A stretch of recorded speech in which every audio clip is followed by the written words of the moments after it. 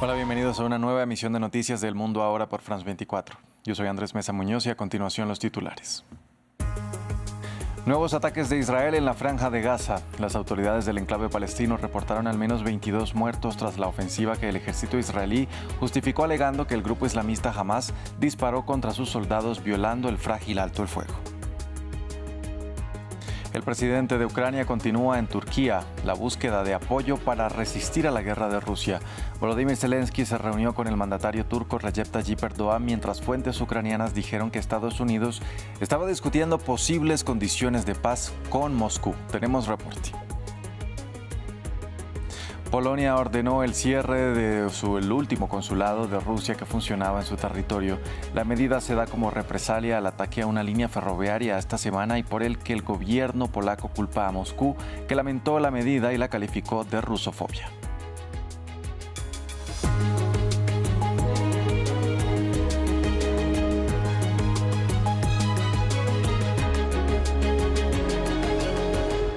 Vamos a iniciar con información sobre la guerra en Gaza. El ejército israelí reportó que volvió a atacar objetivos de Hamás en todo el enclave palestino. Israel justificó el nuevo ataque que se da en medio del alto el fuego por una violación a la tregua por parte de Hamás. En específico, Tel Aviv asegura que militantes palestinos abrieron fuego contra una zona donde operan sus fuerzas en el sur de Gaza. La defensa civil gazatí reportó 22 personas muertas, entre las que se cree hay menores y varios heridos. Las fuerzas de ocupación israelíes están claramente atacando e intensificando las operaciones en la Franja de Gaza. Múltiples lugares en la franja, particularmente en la ciudad de Gaza, han sido atacados. El último objetivo era el edificio Aukaf, en el barrio de Zeitún, en la encrucijada de Askola, directamente con un avión de combate y 2 cohetes. Pasamos ahora a Turquía, la nueva parada del presidente de Ucrania, Volodymyr Zelensky, quien sigue buscando apoyo para resistir a la guerra de Rusia. El mandatario fue recibido por su homólogo turco Recep Tayyip Erdogan mientras surgían reportes de fuentes ucranianas de que Estados Unidos estaba discutiendo posibles condiciones de paz con Moscú. Tras el encuentro, Zelensky dijo que espera lograr nuevos intercambios de prisioneros antes de que finalice el año, mientras que Erdogan pidió el retorno de los diálogos entre las partes. Los detalles en el informe de nuestro corresponsal Adrián Rocha.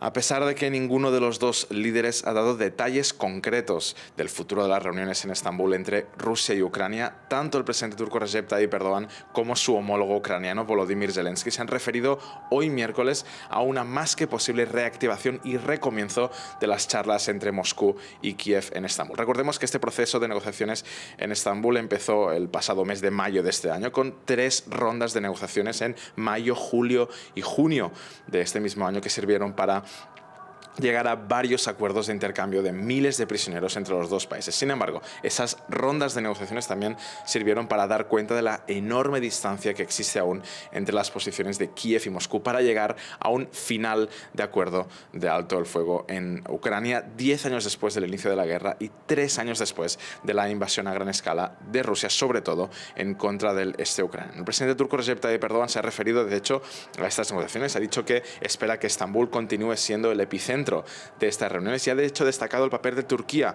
como mediadora entre Kiev y Moscú. Recordemos que Turquía es uno de los grandes valedores en materia de venta de armamento para Kiev y es el único país de la OTAN que no han puesto ningún tipo de sanción en contra de la Rusia de Vladimir Putin, quien de hecho, según Erdogan, es un gran amigo personal.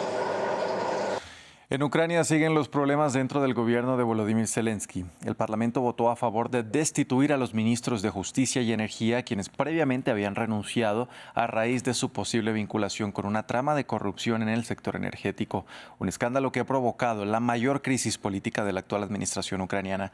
Veamos los detalles en el informe de Diego Bassani. Se agudiza la crisis en el gabinete de Volodymyr Zelensky. Este miércoles, el Parlamento de Ucrania votó la destitución de los ministros de Energía y Justicia, luego del estallido de un presunto escándalo de corrupción en el sector energético del país. En el centro de las acusaciones se encuentra el ex socio comercial del presidente, Timur Mindich, y German Galoshenko, antiguo ministro de Energía y hasta hace unos días ministro de Justicia. El ahora exfuncionario asegura que es inocente. No me aferro al cargo ministerial ni pienso conservarlo. Creo que la suspensión durante la investigación es una medida civilizada y apropiada. Me defenderé en los tribunales y demostraré mi postura. Según las investigaciones de las agencias anticorrupción, se habrían pagado alrededor de $100 millones a un grupo de altos funcionarios del gobierno Zelensky que pedían sobornos a los contratistas de la empresa pública nuclear Energoatom, bajo la amenaza de eliminar a las compañías de la lista de empresas autorizadas para colaborar con la estatal.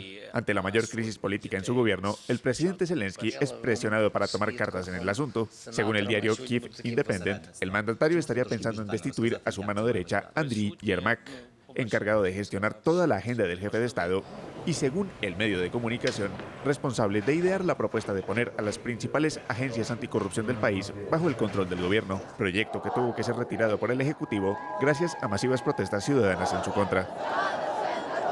Polonia anunció hoy que cerrará el último consulado ruso que se encontraba en funcionamiento en Dansk, tras acusar a Moscú de sabotaje contra una vía ferroviaria hacia Ucrania. Señalamientos que el Kremlin niega alegando que se trata de rusofobia. Además, Polonia anunció el despliegue de 10.000 soldados en una operación especial para proteger las infraestructuras polacas. Veamos el informe. Sube la tensión entre Varsovia y Moscú, después de haber anunciado el cierre del último consulado ruso en Dansk, al norte del país. Polonia comunicó el despliegue de una operación especial de seguridad. Presentamos la Operación Horizonte, una operación de apoyo de las Fuerzas Armadas polacas para actividades de seguridad, protección de infraestructuras críticas, patrullas conjuntas y la cooperación de todos los servicios estatales para contrarrestar los actos de sabotaje y aumentar la seguridad de los ciudadanos polacos, así como la integración social contra la desinformación. Estamos dedicando hasta 10.000 soldados a esta operación.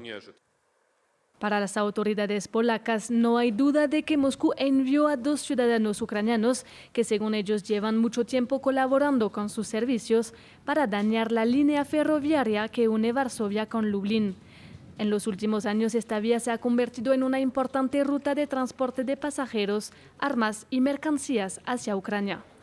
El Kremlin niega cualquier implicación y acusa a Varsovia de rusofobia. Las relaciones con Polonia se han deteriorado por completo. Este deterioro es probablemente la manifestación de esta degradación, de la voluntad de las autoridades polacas de reducir a la nada cualquier posibilidad de relaciones consulares o diplomáticas. En este caso, solo podemos lamentarlo. Moscú también dijo que reducirá la presencia diplomática de Polonia en Rusia. Desde la invasión rusa de Ucrania, se han cerrado sucesivamente consulados en Rusia y Polonia, aunque cada país ha mantenido abiertas sus embajadas en cada una de las capitales.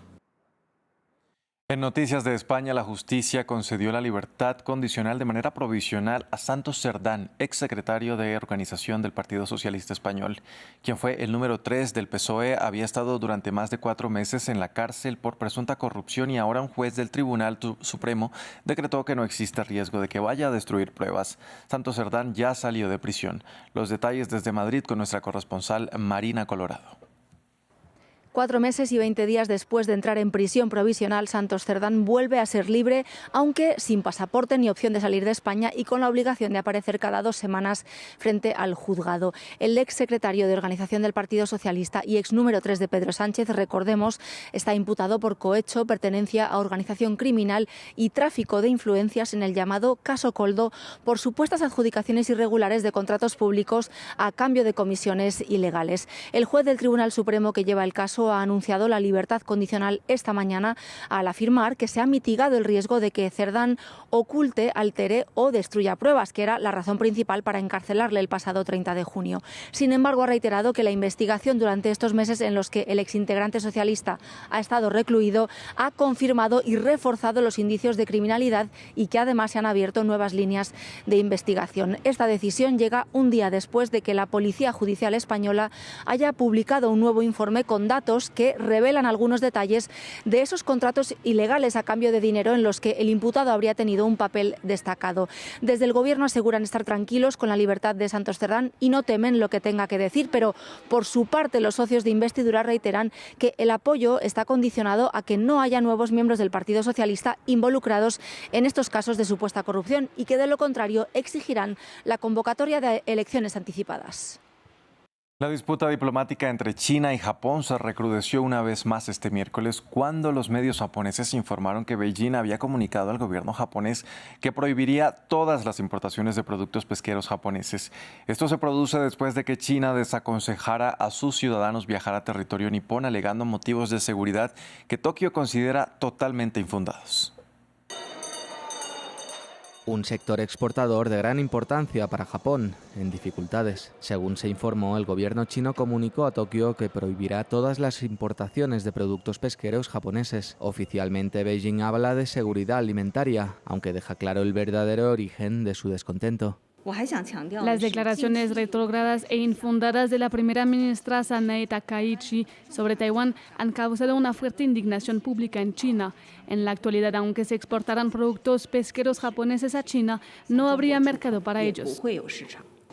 La disputa diplomática comenzó a principios de noviembre, cuando Takaichi comentó que una invasión china de Taiwán constituiría una amenaza existencial para Japón que podría desencadenar una intervención militar. Beijing respondió con represalias económicas, como advertir a sus ciudadanos que no viajen a Japón debido a riesgos de seguridad no especificados. Un duro golpe para las industrias turística y hotelera del país. Los visitantes chinos son la principal fuente de ingresos de la industria turística japonesa, ya que representan casi una cuarta parte del total. Hong Kong y China continental juntas suelen representar más del 40% del mercado de exportación de marisco japonés, aunque no suponen una gran parte del PIB. Las exportaciones de marisco son un motivo de orgullo nacional para Japón, por lo que su prohibición tiene un peso simbólico. En 2023, China restringió los productos pesqueros japoneses debido al vertido de aguas residuales tratadas de la central nuclear japonesa de Fukushima, unos controles que estaban en proceso de levantarse antes de la última disputa. El respaldo en Japón a las declaraciones de Takaichi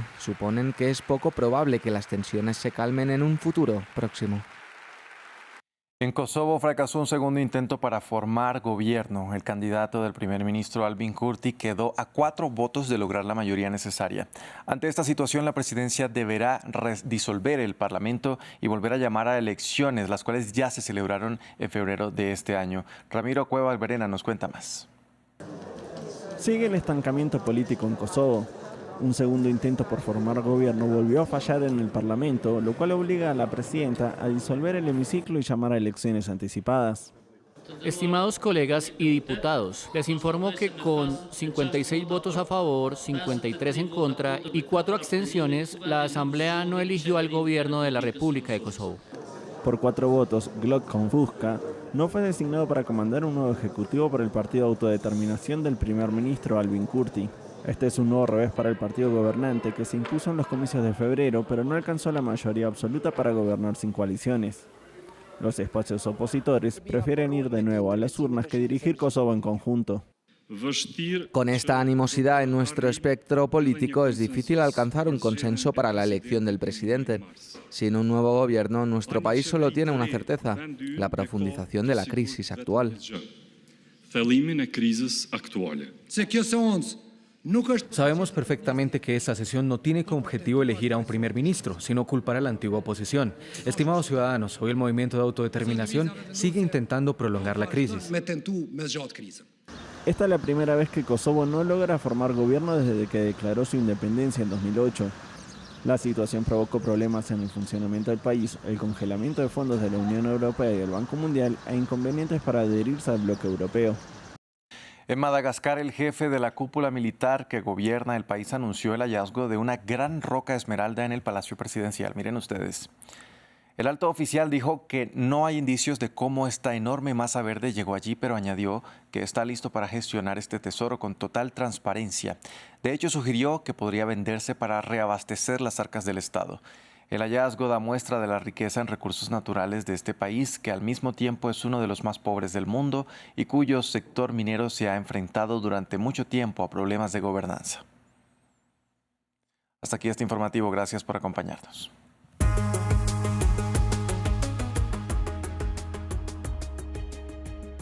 Así es Asia. Reportajes, entrevistas y análisis de los acontecimientos más destacados del continente, su diversidad religiosa y cultural y su dinámica realidad política, económica y social, sus conflictos y sus soluciones. Todo con los análisis y los testimonios de los corresponsales de France 24. Así es Asia, presentado por Paula Jiménez Correa, en France 24 y France24.com.